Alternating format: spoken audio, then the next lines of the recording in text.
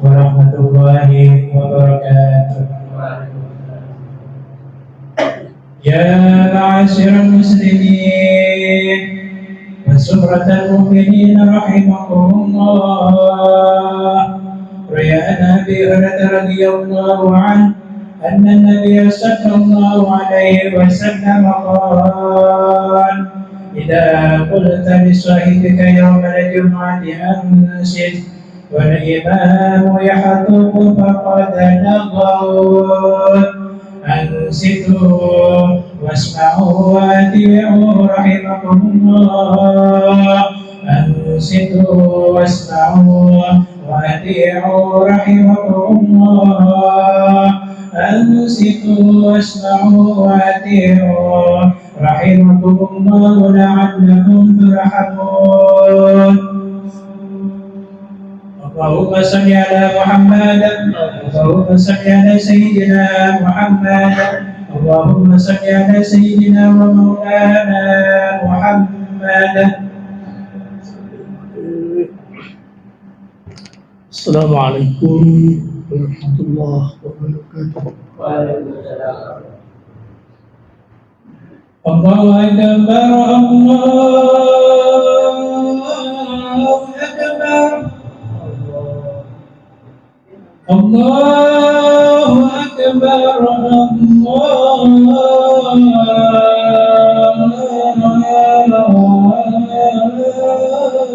Akbar. أشهد أن لا إله إلا الله.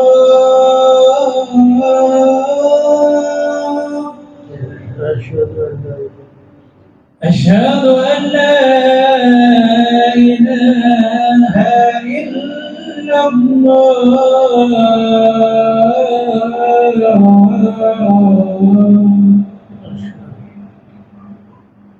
أشهد أن محمدا رسول الله.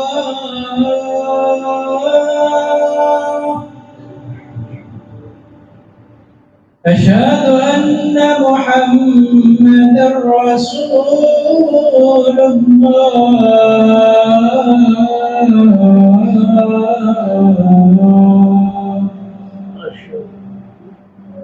حي على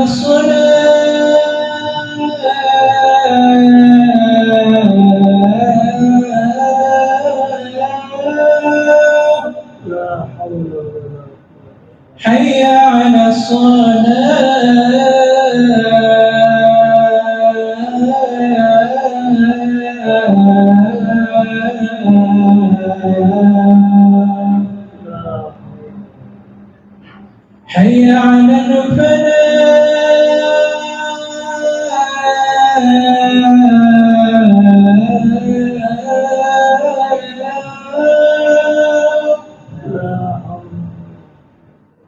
حي على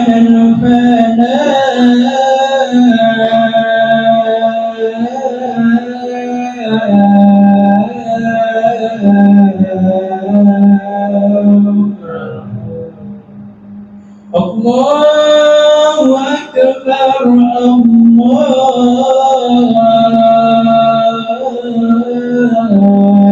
أكبر. لا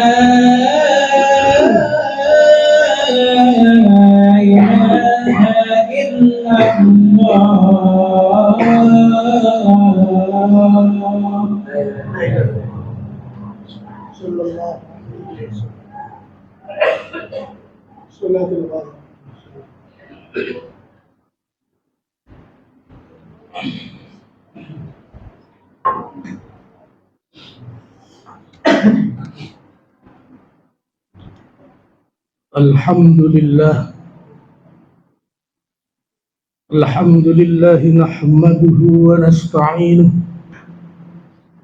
ونستغفره ونتوب إليه ونعوذ بالله من شرور أنفسنا ومن سيئات أعمالنا.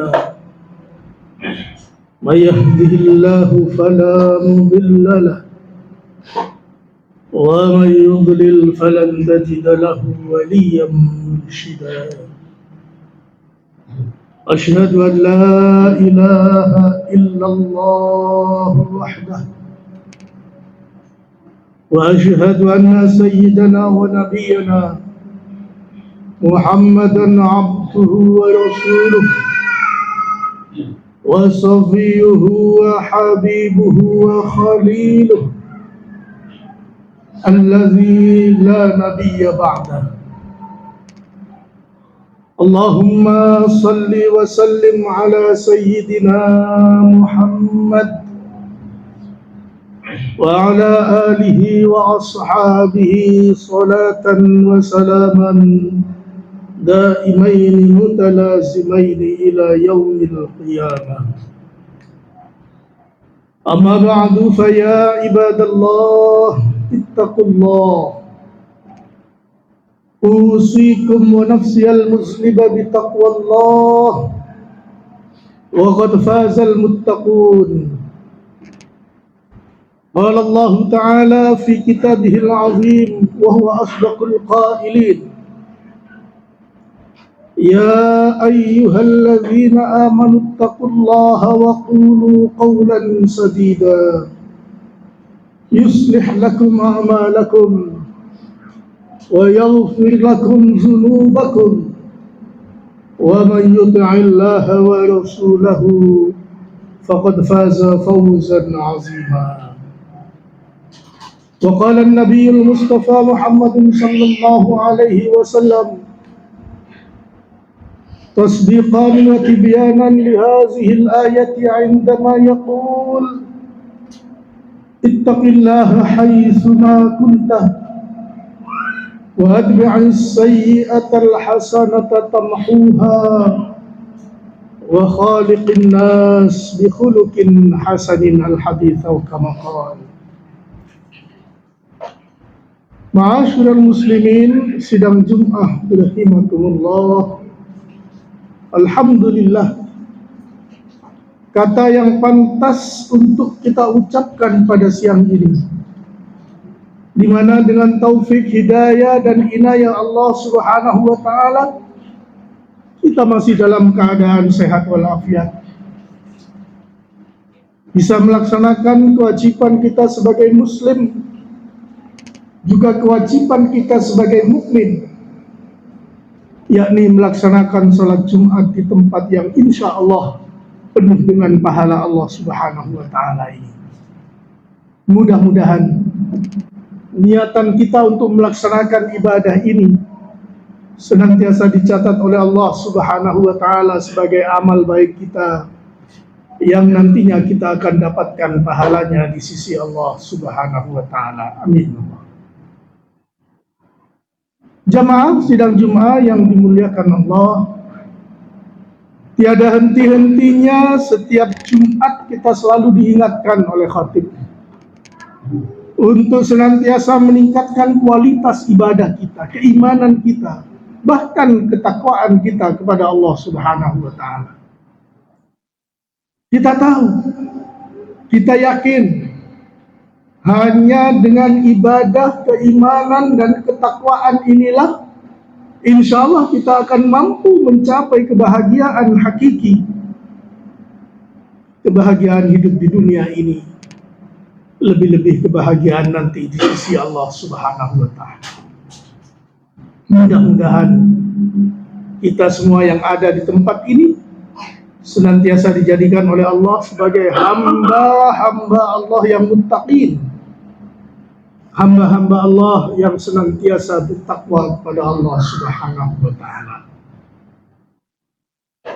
Jemaah sidang Jumat yang dimuliakan Allah, kalimat takwa jangan sampai kita tinggalkan dalam hidup ini.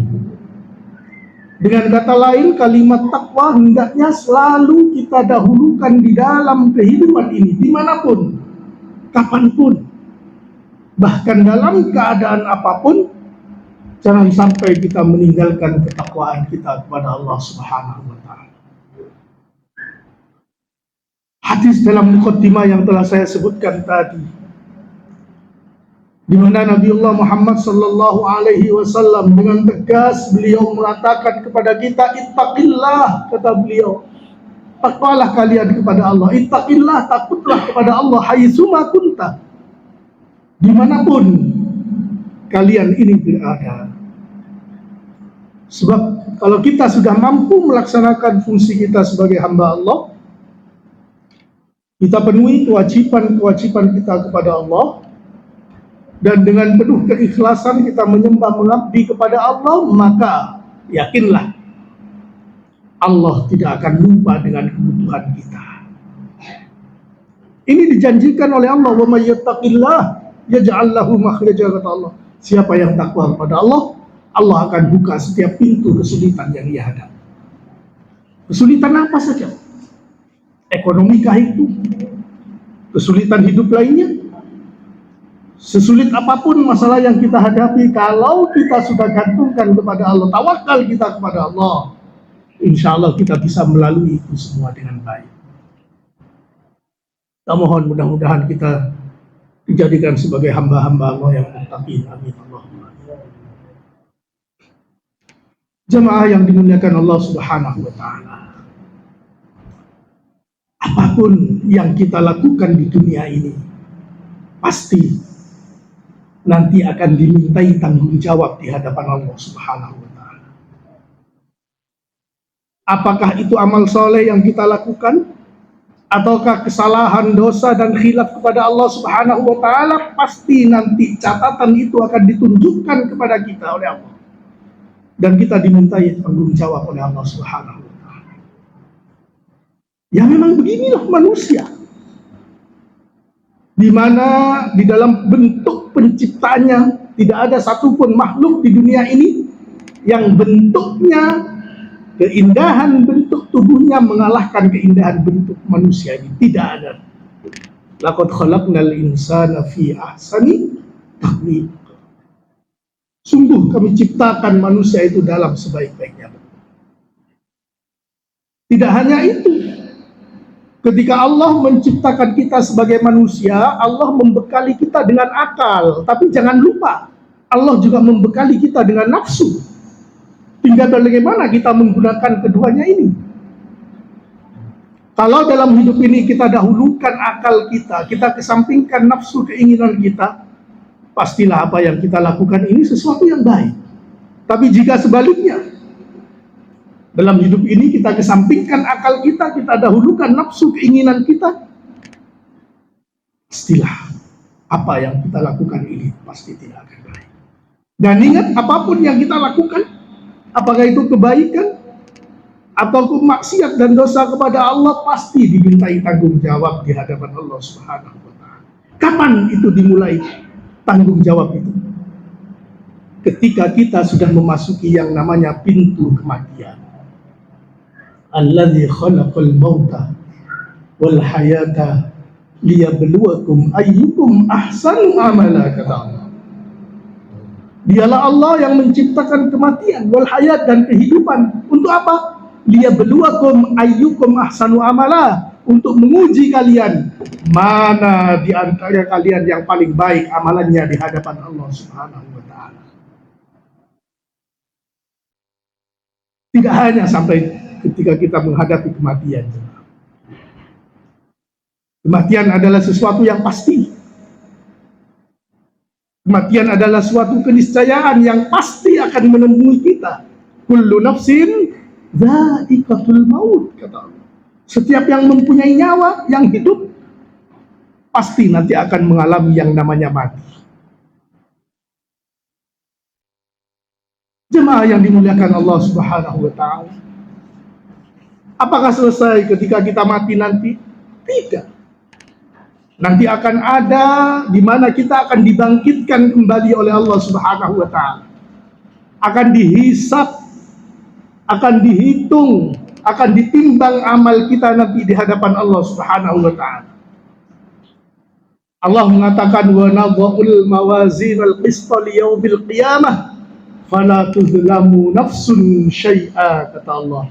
Nanti pada waktu kiamat, kata Allah, aku letakkan timbangan-timbangan yang adil untuk menghitung amal kita ini. Fala tuzlamu nafsun syai'a, maka tidak satupun manusia yang dizalimi oleh timbangan itu. Wa in kana mithqala habbatin min khardalin ataina biha, kata Allah. Seandainya ada sebiji sawi pun amalan yang kita lakukan di dunia ini, apakah itu amal soleh atau tidak, pasti nanti aku datangkan, kata Allah, untuk dilihatkan kepada kita, kemudian kita akan dimintai tanggung jawabnya di hadapan Allah Subhanahu wa ta'ala.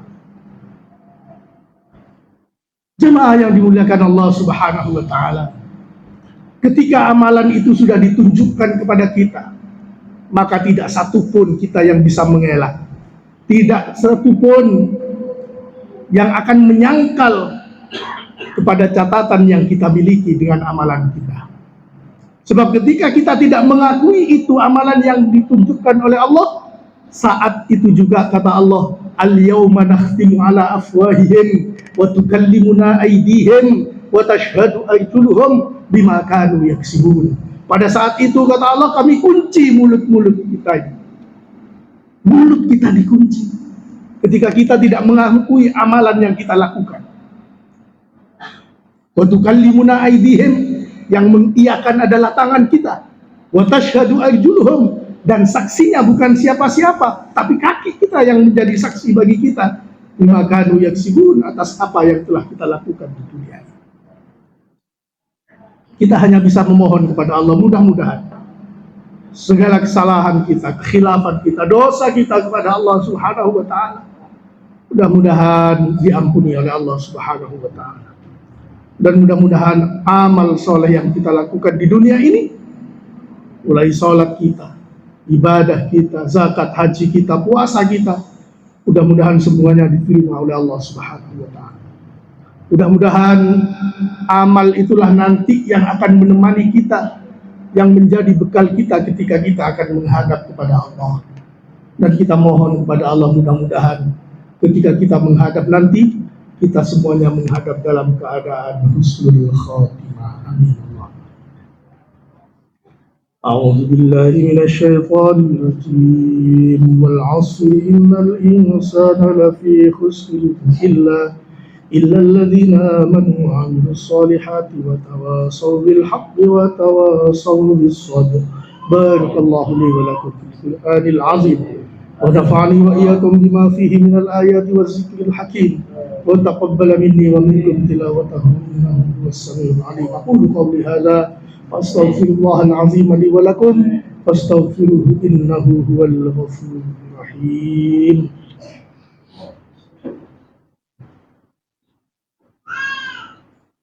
اللهم صل على سيدنا محمد وعلى آل سيدنا محمد.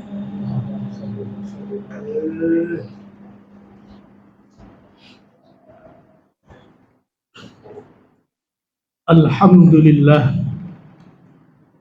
alhamdulillahi rabbil alamin, wal 'aqibatu lil muttaqin, wala 'udwana illa 'alal zalimin. Asyhadu an la ilaha illallah al-malikul haqqul mubin, wa asyhadu anna sayyidana wa nabiyyana Muhammadan 'abduhu wa rasuluh as-sadiqul wa'dil amin. Allahumma salli wa sallim ala sayyidina Muhammad wa ala alihi wa ashabihi salatan wa salaman daimaini mutalazimaini ila yaumiddin. Amma ba'du, fa ya ibadallah ittaqullah. Usikum wa nafsi al-muzliba bi taqwallah wa qad faza al-muttaqun. Qala Allah Ta'ala fi kitabihil azim wa huwa asdaqul qailin. Ya ayyuhalladzina amanu taqullaha haqqa tuqatih wa la tamutunna illa wa antum muslimun. Wa qala Allah Ta'ala wa lam yazal qailan alima. Inna Allaha wa malaikatahu yusalluna 'alan nabi. Ya ayyuhalladzina amanu sallu 'alaihi wa sallimu taslima. Allahumma salli wa sallim ala sayyidina Muhammad وعلى آل سيدنا محمد كما باركت على سيدنا إبراهيم وعلى آل سيدنا إبراهيم في العالمين إنك حميد مجيد وسلم. ورضي الله تعالى عن سادتنا أصحاب رسول الله أجمعين والحمد لله رب العالمين. اللهم اغفر للمسلمين والمسلمات والمؤمنين والمؤمنات الأحياء منهم والأموات إنك سميع قريب مجيب الدعوات يا قاضي الحاجات اقض جميع حاجاتنا يا الله. اللهم إني داع فأمنوا من قلوبكم. اللهم يا من لا يرد سائلا ولا يخيب للعبد وسائلا يا من أمره بين الكاف والنون وإذا أراد لشيء قال له كن فيكون. إنا قد بسطنا إليك أكفك ورعاه متضرعين بك بصاحب الحوض والوسيلة والشفاعة أن تنصر الإسلام والمسلمين وكان حقا عليك نصر المؤمنين. اللهم أصلح لنا ديننا الذي هو عصمة أمرنا وأصلح لنا دنيانا التي فيها معاشنا وأصلح لنا آخرتنا التي إليها معادنا. ربنا هب لنا من أزواجنا وذريتنا قرة أعين واجعلنا للمتقين إماما. ربنا آتنا في الدنيا حسنة وفي الآخرة حسنة وقنا عذاب النار. وصلى الله على سيدنا محمد وعلى آله وصحبه وسلم والحمد لله رب العالمين. عباد الله إن الله يأمركم بالعدل والإحسان وإيتاء ذي القربى وينهى عن الفحشاء والمنكر والبغي يعظكم لعلكم تذكرون. أقيموا الصلاة.